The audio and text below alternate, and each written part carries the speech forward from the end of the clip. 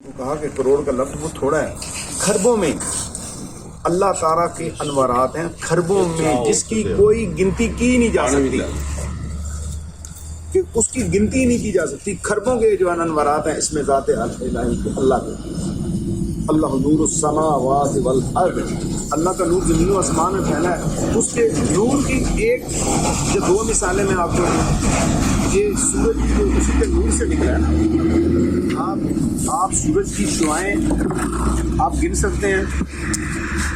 نہیں گن سکتے۔ آپ جو ہے چاند جو ہے وہ 14ویں کے چاند کی جو روشنی ہے اور اس روشنی کے اندر جو چل رہی ہیں اس کو آپ گن سکتے ہیں؟ نہیں۔ آپ ستارے گن سکتے ہیں؟ نہیں۔ آپ پتے گن سکتے ہیں کسی درخت کے؟ کوئی بندہ یہ نہیں کہتا میں سارے پتے گن سکتا ہوں۔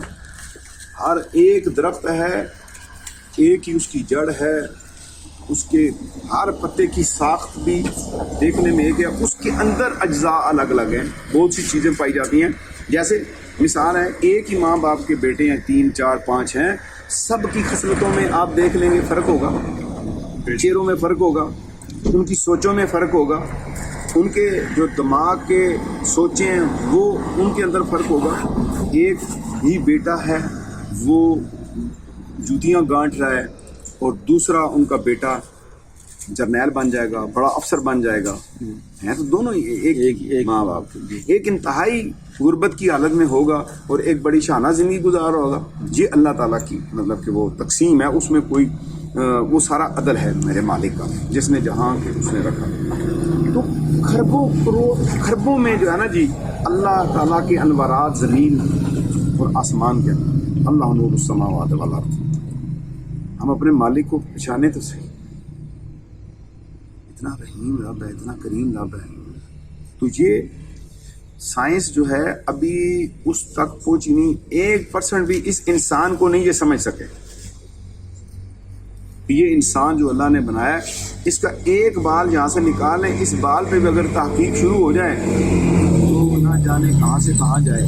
ابھی صرف انہوں نے ایک بال سے، آپ کے تھوک کے ایک ذرے سے، آپ کے جسم کے خون کے ایک قطرے سے، وہ بھی اس سے کئی گنا نیچے، اس سے یہ اندازہ لگاتے ہیں اس ڈی این اے کا، اس بچے کی پیدائش کا، کہ اس کے ماں باپ کون ہیں۔ اس سے کئی سینکڑوں چیزیں جو ہے نا لاکھوں کی تعداد میں اس کی باڈی کے اندر موجود ہیں۔ اللہ تعالیٰ کی کسی بھی صفات تک کوئی بندہ مکمل پہنچ ہی نہیں سکتا۔ یہ تو اس کا اتنا کرم ہے جس نے ہمیں اتنی معرفت دے دی کہ ہم کہتے ہیں لا الہ الا اللہ محمد رسول اللہ، کہ ہم اقرار کرتے ہیں کہ کوئی معبود نہیں ہے سوا اللہ کے، اور یہی نجات کا راستہ ہے۔ یہ اتنی بڑی نعمت مجھے اور آپ کو اللہ تعالیٰ نے دے دی ہے کہ یہ ہمارے پلے میں پلڑے کے اندر یہ رکھ دیا جائے، باقی ہمارے تو اعمال ہی کچھ نہیں۔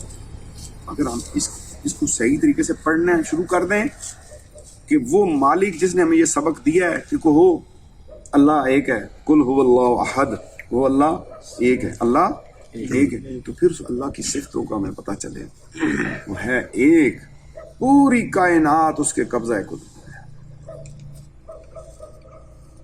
ہم اپنے مالک کو پہچانیں، اپنی جو زندگی ہے تھوڑی سی اس کے احکامات کے تابع کر دیں تو انشاءاللہ تعالیٰ رنگ چڑھ جائے گا۔ اور بات ہے اللہ کی محبت کی، وہ راستہ جو اللہ کی محبت کو جائے اس کو چنیں، وہ راستہ جو ذلت رسوائی کو جائے اس کو ترک کر دیں، اس راستے کے کا ہمراہی چنیں، ہم سفر وہ ہو۔ اسی لیے شمسی صاحب نے راستہ جو ہے نا جی انٹروڈکشن کروایا کہ راستہ ہے، راستے کو چنائے نا۔ جی اب میں ان کے راستے کو یہاں پہ ثابت کرنا چاہتا ہوں، اہدنا الصراط المستقیم، اہدنا الصراط المستقیم صراط الذین انعمت علیہم، اے اللہ مجھے اس راستے پر چلا جس راستے پہ وہ انعام یافتہ لوگ ہیں، تیرے چنے ہوئے لوگ ہیں، اس راستے پہ نہیں چلانا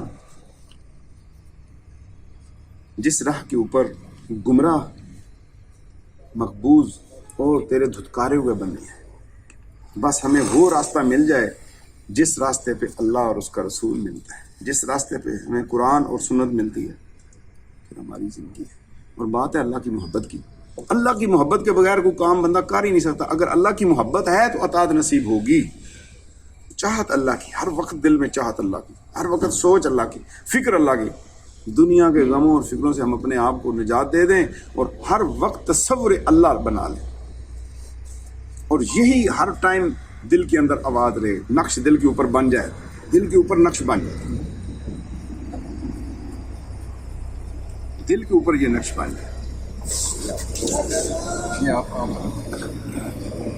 دل کے اوپر یہ نقش بن جائے، یہ دل کے اوپر یہ نقش بن جائے، یہ دل جو ہے یہ اللہ، یہ دل اللہ اللہ کا رہا ہے۔ بس یہاں پتہ چلے کہ اس کے اوپر اللہ یہ مہر لگ گئی ہے اور دل اس رنگ کے اندر ڈوب گیا ہے۔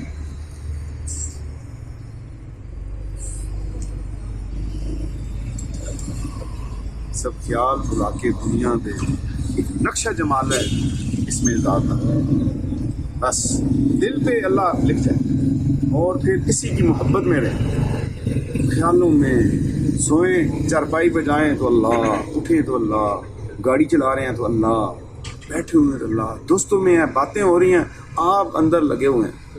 اس کو خفی کہتے ہیں، خفی ذکر، پوشیدہ، گم سوم اندر ہو جائیں، اور زبان اور دل یہ کہے، اور پھر جب زبان اور دل کی جو آوازیں آپس میں مل جائیں گی، پھر لوں لوں اللہ کا جو ہے یہ جو لوں ہیں ان سب میں اللہ جاری ہو جائے گا، اسم ذات باری تعالیٰ جاری ہو جائے گا۔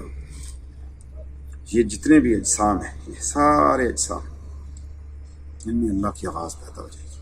بس یہی تصور ہے، پھر شرمائیں بھی نہ اللہ کا ذکر کرتے ہوئے کہ دنیا کے آگے بھی مجنون بن کے اللہ کو یاد کریں، ایسی محبت اللہ کی ملے گی تو اللہ تعالیٰ آپ کو چن لے گا اپنے خاص کام کے لیے۔